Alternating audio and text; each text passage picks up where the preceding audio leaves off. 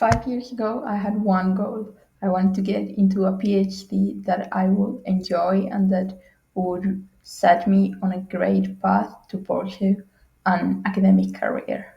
Right now, I'm just on the very, very last stages of finishing that PhD at Cambridge.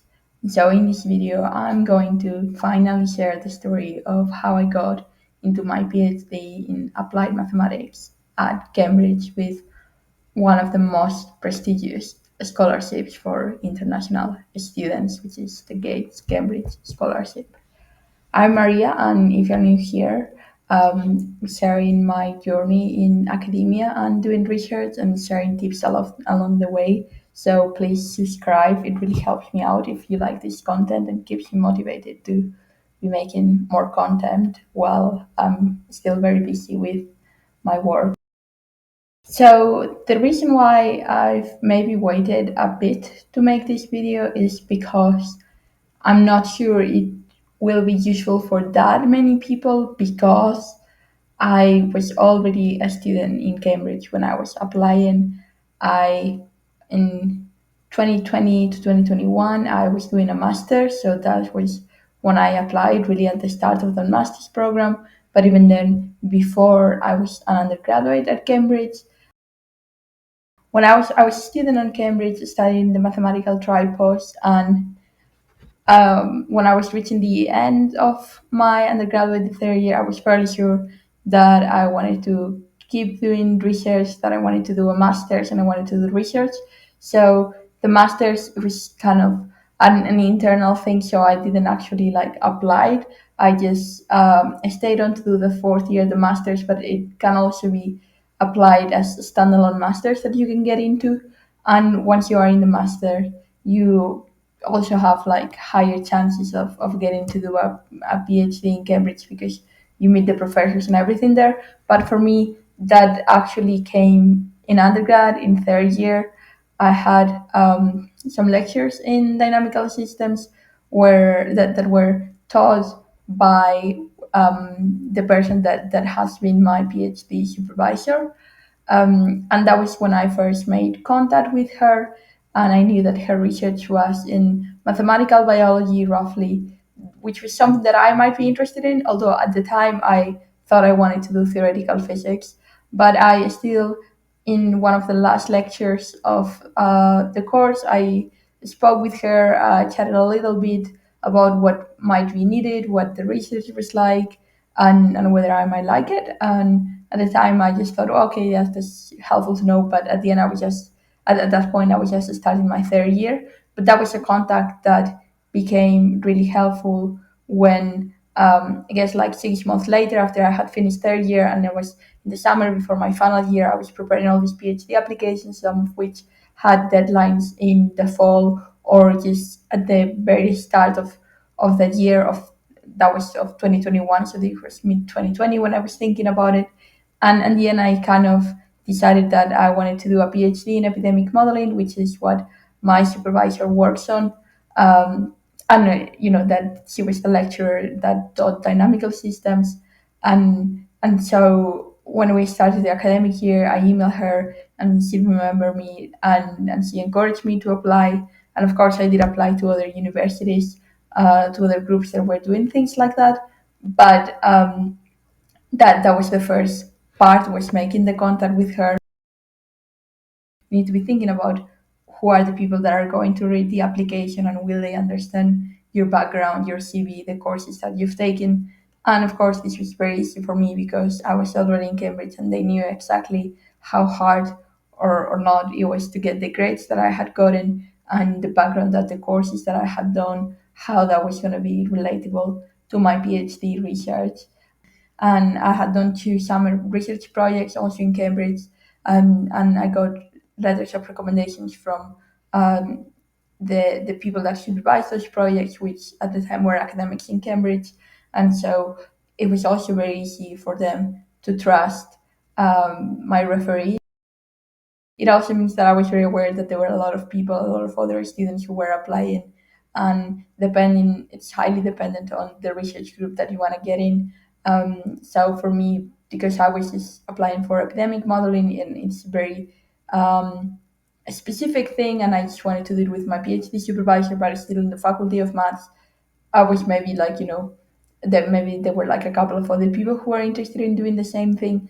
But for other research groups, like theoretical physics is the biggest one within the Faculty of Maths, actually. Within applied maths, there's like so many people doing theoretical physics, and for them, they actually have to do an exam.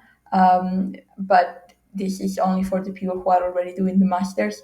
And I don't know, I mean, I guess it's possible, but it's very unlikely to get in to the PhD doing theoretical physics if you haven't done that exam. And to do that exam, you have to be doing the masters. Like it's not the exam is not part of the masters, but it's just kind of like if you're a master's student doing part three maths, then and you want to apply to do a PhD on this, then you can do the exam. And well, you have to do the exam, and that helps them to filter out the applicants and then have interviews and everything. And I myself, I didn't have an interview. That was fairly unconventional. I was at the time after I sent the application, and I was hearing all my friends that had applied to theoretical physics getting interviews. I was a bit disappointed because I didn't have anything. But actually, the reason was that my supervisor was still very busy with pandemic response work for the government, and also she already knew me, so I guess they were happy with my application as it was, and they made me the offer. I just got it on an email, and I was super excited. Here is that I need to get funding. So I wasn't getting funding from the faculty. But luckily, I had sent my application as part of my application. I had sent um, extra material to apply for the Gates Cambridge Scholarship for international students. And I made a whole video about it explaining how that process worked. But I was waiting to see whether I would get that funding or any other funding that's associated with the university. So sometimes the funding is associated to the department or the research group if the prospective supervisor has a grant for that. But other times you kind of have to compete against other potential students that have applied to do a PhD across the whole university for some scholarships that are university wide, like the one that I ended up getting, which was Gate Cambridge. That's for people from all departments, basically. The only condition is that you have to be an international student. So it doesn't work for UK people, and that's specific to Cambridge. Then the other type of scholarships that I didn't bother applying because I didn't find any that was really suitable for me are more like general scholarships, like maybe based on the topic of your research. You can apply to to get money from some foundation if you want to do, say, cancer research, and they might have funding for that. Or maybe like this is also maybe if you're from an international student, like maybe the government of your country has some scholarship or some foundations in your country, they have scholarships for people to go and study abroad and do a PhD.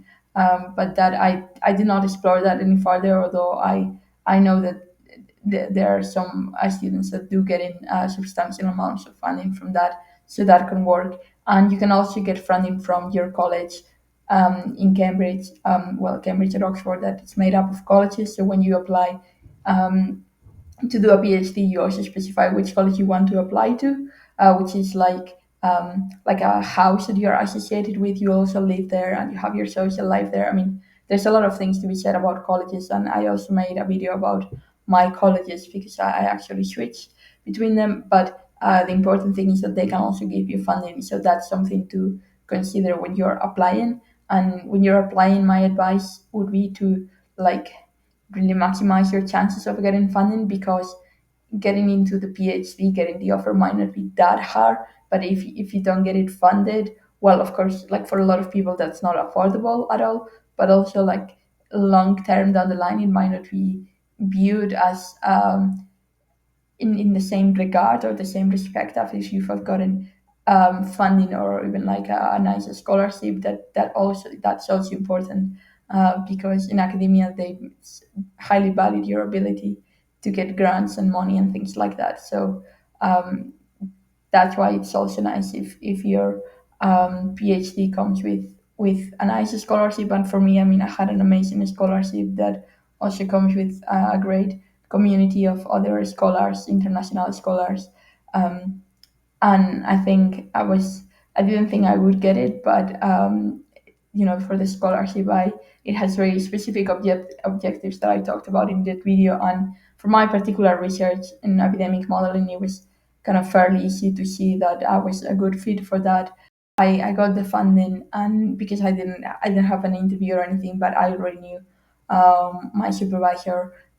So all that was left was to choose to do that PhD and not others that I had offers to. So please let me know. I mean, I already made a video about my application to Oxford for a PhD, and then the others that I got offers to were Imperial. So I actually applied to two programs in Imperial.